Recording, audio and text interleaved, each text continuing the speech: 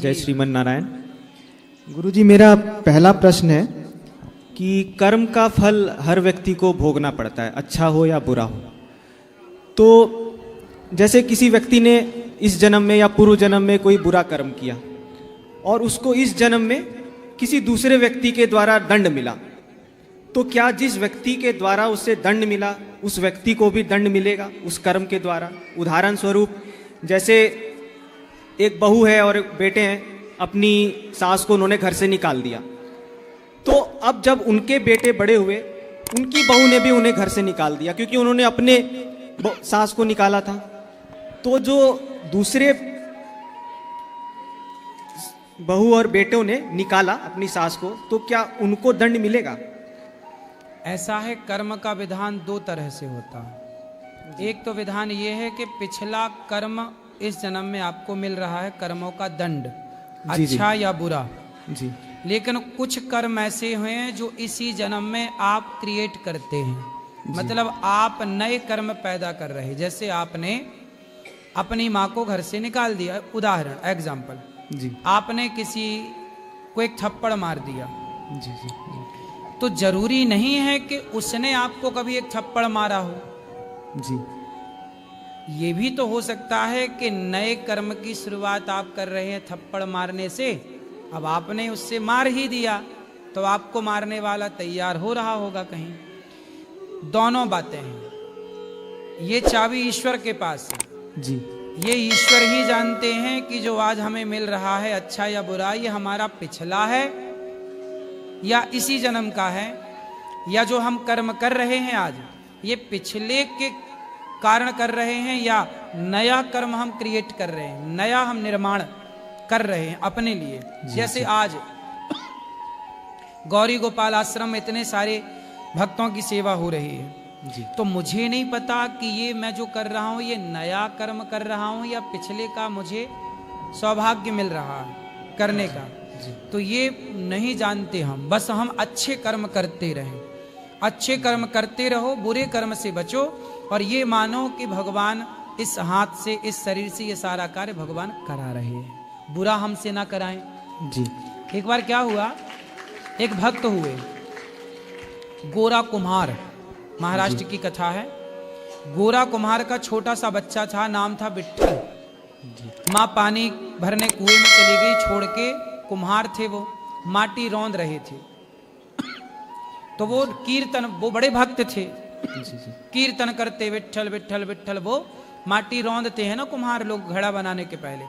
तो उस माटी के भट्टे में उनका छोटा बच्चा जागा तो अपने पिता के पास घुटनों के बल आया, रोया, पर वो ध्यान में थे तो सुने नहीं, पर वो बच्चा उस माटी में गिर गया और दुर्भाग्य से वो माटी रौंदते रौंदते बच्चे के सिर पे पांव रख दिया और बच्चा पूरा माटी के अंदर धंस गया और उनके बच्चे की हो गई मृत्यु। जब उनकी पत्नी पानी भरकर कुआं से लौटी, बच्चे को ढूंढा, मिला नहीं, देखा तो वो रौंदा जा रहा था, कुछ कपड़े का अवशेष दिखे, उठाया तो बच्चा तो मरा था।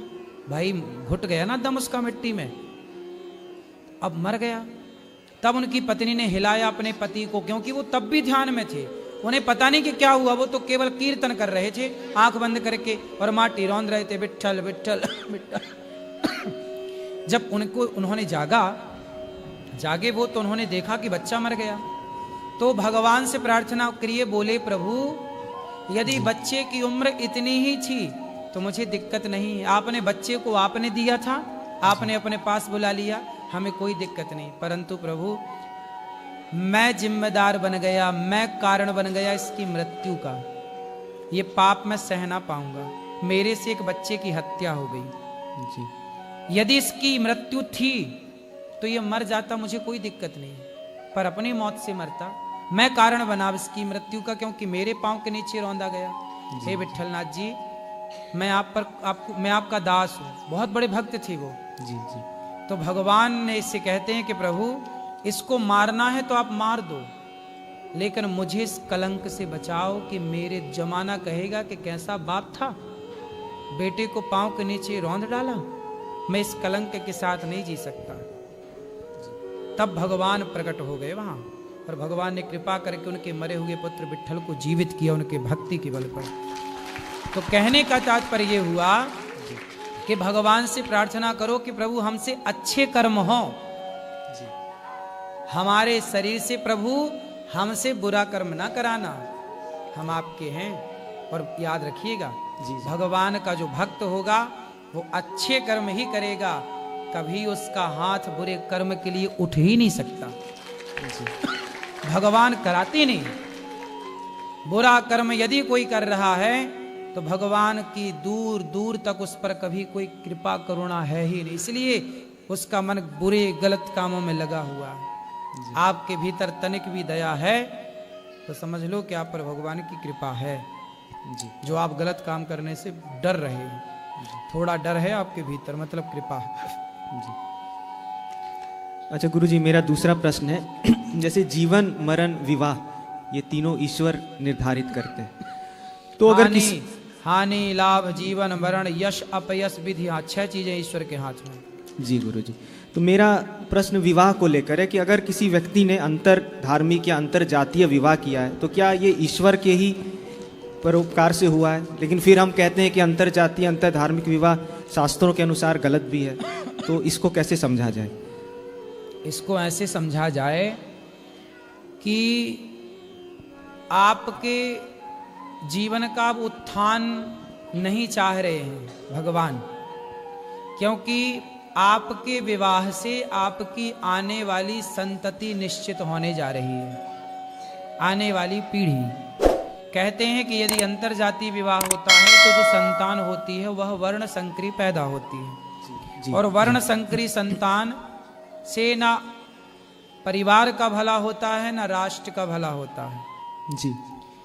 तो आप पर भगवान की कृपा नहीं है, इसलिए आप मनमाना आचरण करके अंतर जातीय चले गए। यदि भगवान की कृपा है तो भगवान आपको इस पाप से बचाएंगे, क्योंकि आने वाली पीढ़ी आपका नाम रोशन करेगी, इस देश का नाम रोशन करेगी। तो आप ये मानो कि ये पाप तो है। अब यदि विवाह तय है तो देखो भगवान खेल रचाते हैं अपना। रावण सीता को उठा कर ले गया, क्या रावण कितनी ताकत थी कि भगवान की पत्नी को चुरा सके? जी जी बताओ, नहीं थी इतनी शक्ति उसके। फिर कैसे ले गया? क्योंकि भगवान खुद चाहते थे। तो क्या राम चाहते थे कि मेरी पत्नी चोरी हो जाए? सुनो जी, सीता मैया का मन मृग में लग गया था सोने के। राम जी से क्या कहा, हमें सोने का मृग दिला दो। तो राम जी बोले सोने का मृग में क्या रखा है, मैं तुझे सोने की लंका ही दिए देता हूँ। थोड़े दिन सोने की लंका में रहोगी तो सोने का भूत उतर जाएगा। तो राम जी को छोड़कर जब सीता मैया का मन सोने के मृग में लगा तो राम जी ने सोने की लंका भिजवा दी। ये लीला राम की ही है, दोष रावण का है, ठीक है, पर राम जी तो मन का ध्यान रखते हैं कि आपके मन में क्या है। उसी तरह आपके मन में क्या है, यदि आपका किसी पराई स्त्री से मन लग गया तो भगवान ने कहा अच्छा लग गया है, चलो अब तुम्हारा नाश जब इसी से होना है तो ऐसी नाश करते हैं। जैसे दुर्योधन का नाश तय था, लेकिन उसने द्रौपदी के कपड़े और उतरवा दिए। जब निर्वस्त्र करना चाहा तो उसके दुर्योधन के सर्वनाश पर ठप्पा लग गया। अभी तो था कि सर्वनाश होगा दुर्योधन का, लेकिन अब तो उसने ऐसी गलती कर ली कि अब सर्वनाश कोई रोक नहीं सकता। रावण ने ऐसी गलती कर ली कि सर्वनाश कोई रोक नहीं सकता। ऐसे ही अंतरजातीय विवाह भी एक वो है जो आपने तय कर लिया कि अब आपके सर्वनाश को कोई रोक नहीं सकता। तो ये सब कुछ लीला ही मान लो आप। इसलिए कहता हूं, मैंने पहले ही कह दिया कि भगवान से प्रार्थना करो कि प्रभु ऐसी कृपा करो कि हमारा मन गलत जगह जाए ही ना। यदि मेरा गलत जगह मन चला गया तो ये भी लीला तो ईश्वर की है। मतलब वो चाहते हैं कि ये सब हो, ठीक है, प्रभु की अब जैसी इच्छा। एक राजा की कथा सुनाऊं जरा सी आपको इस प्रश्न के लिए, उत्तर के लिए।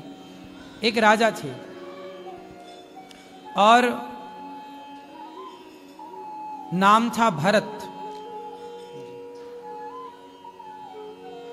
शकुंतलानंदन भरत। भरत जी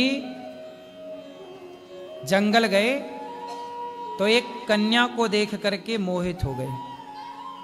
वो कन्या ऋषि कन्या थी, मतलब एक संत कर्ण ऋषि के आश्रम में रहती थी, और कन्या को देख करके जब मोहित हुए तो राजा भरत बोले कि नहीं, मेरा मन इस कन्या में जा रहा है, मतलब ये कन्या ब्राह्मण तो नहीं हो सकती, क्योंकि मैं ऐसा धर्म सत्यनिष्ठ राजा हूं कि मेरा मन किसी ब्राह्मण कन्या में जा ही नहीं सकता। यदि मेरा मन गया है, मैं क्षत्रिय हूं, तो निश्चित ये कन्या भी क्षत्रिय होगी। बाद में पता लगाया तो ऋषि ने केवल उसको पाला था, वो एक क्षत्रिय की कन्या थी। तो ये बात महाभारत में लिखी है। इस बात से ये सिद्ध हुआ कि हमारे देश का पुरुष ऐसा धर्म सत्यनिष्ठ था कि उसका मन भी जाता है, तो मतलब कहीं राम का मन सीता में गया, पुष्प वाटिका में, तो राम ने लक्ष्मण जी से कहा कि लक्ष्मण, यदि मेरा मन सीता में गया है, मतलब मेरा सीता से विवाह होगा, क्योंकि राम है, उनका मन ऐसे थोड़ी किसी में भी देखा किसी को चला गया, नहीं, किसी में यदि मन गया है तो वो क्षत्रिय होगी, उससे संबंध होगा, इसलिए मन गया, वरना मन कहीं जा ही नहीं सकता। तो आपका मन क्यों चला गया कहीं किसी पराई समाज में, पराई लोगों में? इसलिए अंतर जाति विवाह को कोई सही नहीं कहता, शास्त्र नहीं कहते। अब आजकल तो खुलेआम हो रहा है, पर समझाएं किसी, भाई अब तुम्हारा जब नहीं रुक रहा है तुमसे, तुम मनमाना ही करना है तो करो, कौन रोकेगा, लेकिन मन ही नहीं जाना चाहिए। हमारा मन क्यों जाए किसी क्षत्रिय कन्या में? एक के पास चला गया मन, एक से विवाह कर लिया, फिर क्या मजाल किसी के पास चला जाए? इतना कंट्रोल होना चाहिए। ये सब इतिहास की बातें हैं। आखिरी प्रश्न है मेरा गुरुजी जी। मेरा प्रश्न है और मेरी धर्मपत्नी का भी प्रश्न है, जो कि यहाँ आई हुई है, मैं चाहता हूँ वो खड़ी हो जाए। तो जैसे एक बार गुरुजी आपने कहा था कि जो प्यार होता है वो हर इंसान अपने आप से ही प्रेम करता है, वो किसी और से नहीं करता है। अगर कोई कह रहा है कि मैं आपसे प्यार करता हूँ, तो उसका अर्थ है कि वो अपने आप से प्यार करता है, वो आपसे प्यार नहीं करता है। आपने कभी एक कथा में बताया था इस चीज़ को। सही है, सही है। तो मैं इसी पे मेरा प्रश्न है गुरुजी कि जैसे हमारा विवाह हुआ है, अभी 1 साल होने को है, तो विवाह के उपरांत, विवाह के बाद प्रेम का क्या अर्थ है, और इस प्रेम को कैसे प्रदर्शित किया जाए और इसको कैसे अच्छा और किया जाए? प्रेम को प्रदर्शित ना करो जी, प्रेम को छिपाओ जी, प्रेम को प्रकट ना होने दो। जी, जी, क्या है, आजकल ना प्रेम केवल शब्दों तक सीमित रह गया है। जी, यदि पत्नी कह रही है कि हम आपसे बहुत प्यार करते हैं, तो आप मान लेते हैं कि हाँ कह रही हो तो करती होगी। पति भी कहता है कि हम तुमसे बहुत प्यार करते हैं, तो पत्नी मान लेती है कि जी आप कह रहे हैं तो करते होंगे। कह सब रहे हैं, पर अपने अपने हृदय में हाथ रख के बताओ कि कर कौन रहा है, कितना कर रहा है।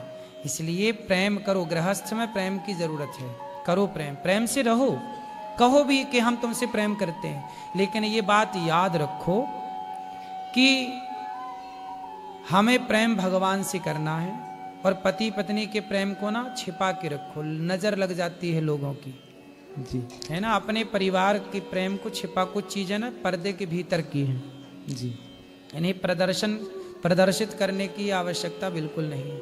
हम कितना प्रेम करते हैं अपनी पत्नी से, तो ये सबको बताने की क्या जरूरत है? ये तो मैं जानूं या वो जाने। ऐसी भक्त भगवान से कितना प्रेम करता है, ये किसी से बताने की क्या जरूरत है कि मैं भगवान से कितना करता हूं, मेरे मन की या मैं जानूं या वो जाने। तो प्रेम को जितना गुप्त रखोगे उतना बढ़ेगा, जितना प्रदर्शित कर दोगे उतना जीरो हो जाएगा। इसलिए इसे गुप्त रखो, भीतर की बातें हैं भीतर ही रखो। रही बात प्रेम की, तो प्रेम भगवान से करो, संसार के लोगों से प्रेम कदापि नहीं हो सकता। संसार के हर रिश्तों में स्वार्थ है, लेकिन आपका नया नया विवाह है, ये बात मैं आपको अभी ना समझाऊं, जब आपकी शादी के 25-30 साल हो जाएं तब अपने आप समझ में आ जाएगा सब चीजें। अभी तो एंजॉय करो, आनंद से, खूब प्रेम से रहो। कुछ ज्ञान ऐसा होता है ना कि समय के साथ दिया जाता है। अब जैसे 5वीं कक्षा का विद्यार्थी है, उसे हम पीएचडी की बातें तो नहीं बता सकते ना, जी, जी, तो वो पीएचडी का ज्ञान पीएचडी के स्टूडेंट को मिलेगा। तो आप अभी परिवार में आए हो, गृहस्थी में, इसलिए अभी मौज से रहो, खूब भगवान का चिंतन करो, एक दूसरे से एक दूसरे की भावनाओं की कदर करो, समझो। जब आपकी दाढ़ी मूछें सफ़ेद होने लगें तब मेरे पास आना, फिर मैं इस प्रश्न का उत्तर दूंगा, क्योंकि इस प्रश्न का उत्तर लेने के अधिकारी आप तब हैं जब आपकी दाढ़ी थोड़ी थोड़ी सफ़ेद होने लग जाए। जी गुरुजी।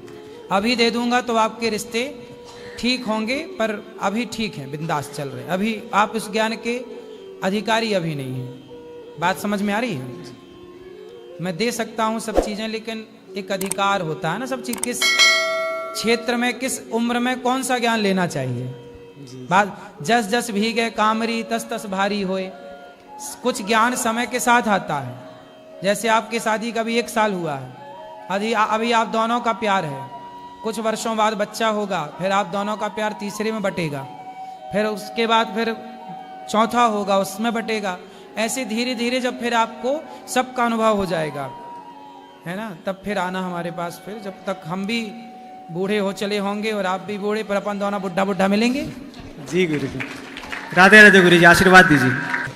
कुछ ज्ञान ऐसा होता है ना कि समय के साथ दिया जाता है। अब जैसे 5वीं कक्षा का विद्यार्थी है, उसे हम पीएचडी की बातें तो नहीं बता सकते ना। जी जी। तो वो पीएचडी का ज्ञान पीएचडी के स्टूडेंट को मिलेगा। तो आप अभी परिवार में आए हो, गृहस्थी में, इसलिए अभी मौज से रहो, खूब भगवान का चिंतन करो, एक दूसरे की भावनाओं की कदर करो, समझो। जब आपकी दाढ़ी मूछें सफ़ेद होने लगें तब मेरे पास आना, फिर मैं इस प्रश्न का उत्तर दूंगा, क्योंकि इस प्रश्न का उत्तर लेने के अधिकारी आप तब हैं जब आपकी दाढ़ी थोड़ी थोड़ी सफ़ेद होने लग जाए। जी गुरुजी। अभी दे दूंगा तो आपके रिश्ते ठीक होंगे, पर अभी ठीक हैं, बिंदास चल रहे हैं। अभी आप इस ज्ञान के अधिकारी अभी नहीं हैं। बात समझ में आ रही है? मैं दे सकता हूं सब चीजें, लेकिन एक अधिकार होता है ना सब चीज, किस क्षेत्र में किस उम्र में कौन सा ज्ञान लेना चाहिए। बात जस जस भीगे कामरी तस तस भारी होए।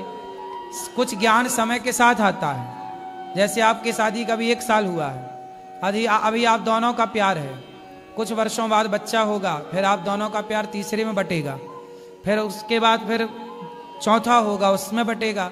ऐसे धीरे धीरे जब फिर आपको सबका अनुभव हो जाएगा, है ना, तब फिर आना हमारे पास। फिर जब तक हम भी बूढ़े हो चले होंगे और आप भी बूढ़े, पर अपन दोनों बुढ़ा बुढ़ा मिलेंगे। जी गुरुजी। राधे राधे गुरुजी, आशीर्वाद दीजिए। जी। प्रेम को प्रकट ना होने दो। जी जी। क्या है, आजकल ना प्रेम केवल शब्दों तक सीमित रह गया है। जी। यदि पत्नी कह रही है कि हम आपसे बहुत प्यार करते हैं, तो आप मान लेते हैं कि हाँ कह रही हो तो करती होगी। पति भी कहता है कि हम तुमसे बहुत प्यार करते हैं, तो पत्नी मान लेती है कि जी आप कह रहे हैं तो करते होंगी। कह सब रहे हैं, पर अपने अपने हृदय में हाथ रख के बताओ कि कर कौन रहा है, कितना कर रहा है। इसलिए प्रेम करो, गृहस्थ में प्रेम की जरूरत है। करो प्रेम, प्रेम से रहो, कहो भी कि हम तुमसे प्रेम करते हैं, लेकिन ये बात याद रखो कि हमें प्रेम भगवान से करना है, और पति पत्नी के प्रेम को ना छिपा के रखो, नजर लग जाती है लोगों की। जी। है ना, अपने परिवार की प्रेम को छिपा, कुछ चीजें ना पर्दे के भीतर की हैं। जी। इन्हें प्रदर्शित करने की आवश्यकता बिल्कुल नहीं है। हम कितना प्रेम करते हैं अपनी पत्नी से, तो ये सबको बताने की क्या जरूरत है। ये तो मैं जानूं या वो जाने। ऐसी भक्त भगवान से कितना प्रेम करता है, ये किसी से बताने की क्या जरूरत है कि मैं भगवान से कितना करता हूँ, मेरे मन की या मैं जानूं या वो जाने। तो प्रेम को जितना गुप्त रखोगे उतना बढ़ेगा, जितना प्रदर्शित कर दोगे उतना जीरो हो जाएगा। इसलिए इसे गुप्त रखो, भीतर की बातें हैं भीतर ही रखो। रही बात प्रेम की, तो प्रेम भगवान से करो। संसार के लोगों से प्रेम कदापि नहीं हो सकता। संसार के हर रिश्तों में स्वार्थ है, लेकिन आपका नया नया विवाह है, ये बात मैं आपको अभी ना समझाऊं। जब आपकी शादी के 25-30 साल हो जाए तब अपने आप समझ में आ जाएगा सब चीजें। अभी तो एंजॉय करो, आनंद से, खूब प्रेम से रहो। कुछ ज्ञान ऐसा होता है ना कि समय के साथ दिया जाता है। अब जैसे 5वीं कक्षा का विद्यार्थी है, उसे हम पीएचडी की बातें तो नहीं बता सकते ना। जी जी। तो वो पीएचडी का ज्ञान पीएचडी के स्टूडेंट को मिलेगा। तो आप अभी परिवार में आए हो, गृहस्थी में, इसलिए अभी मौज से रहो, खूब भगवान का चिंतन करो, एक दूसरे की भावनाओं की कदर करो, समझो। जब आपकी दाढ़ी मूछें सफ़ेद होने लगें तब मेरे पास आना, फिर मैं इस प्रश्न का उत्तर दूंगा, क्योंकि इस प्रश्न का उत्तर लेने के अधिकारी आप तब हैं जब आपकी दाढ़ी थोड़ी थोड़ी सफ़ेद होने लग जाए। जी गुरुजी। अभी दे दूंगा तो आपके रिश्ते ठीक होंगे, पर अभी ठीक हैं, बिंदास चल रहे हैं, अभी आप इस ज्ञान के अधिकारी अभी नहीं हैं। बात समझ में आ रही है?